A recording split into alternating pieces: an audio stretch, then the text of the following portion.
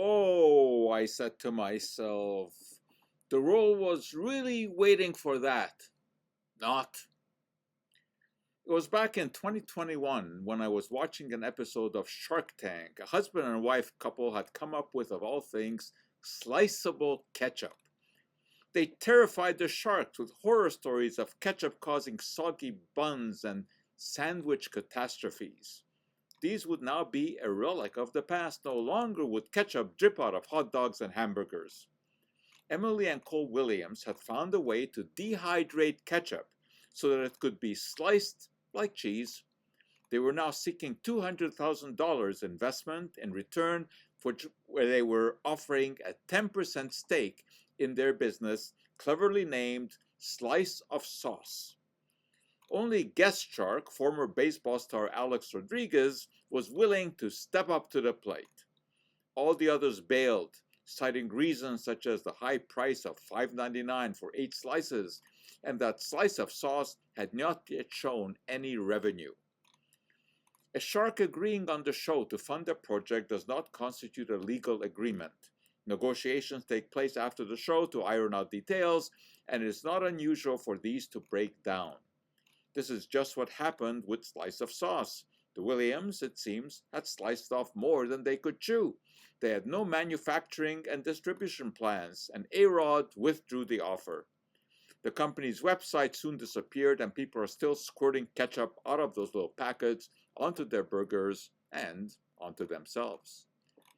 I had forgotten about this little slice of life until the prospect of sliceable ketchup was resuscitated by scientists at Iran's Islamic Azad University.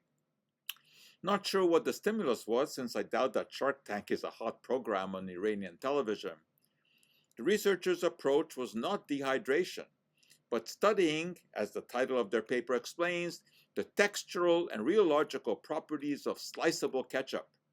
Well, rheology is the science that deals with the ability of matter to flow, something that in the case of sliceable ketchup is not desirable.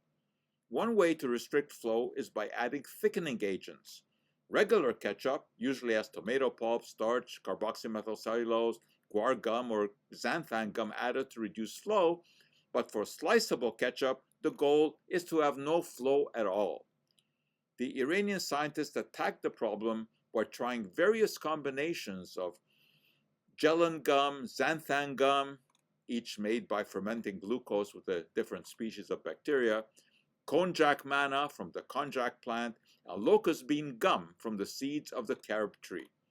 They found that adding a 1:3 ratio of xanthan gum and locust bean gum to ketchup gave the best results in terms of texture and rheology.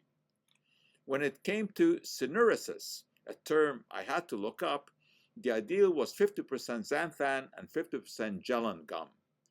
The paper doesn't make clear if the researchers were successful in making sliceable ketchup, a prospective product I think I can happily live without.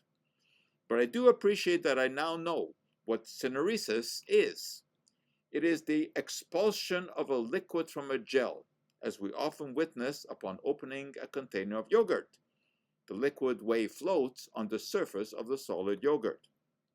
If I ever do see a slice of sliceable ketchup, I will now know to check for the extent of syneresis. And that for today is our Cup of Joe.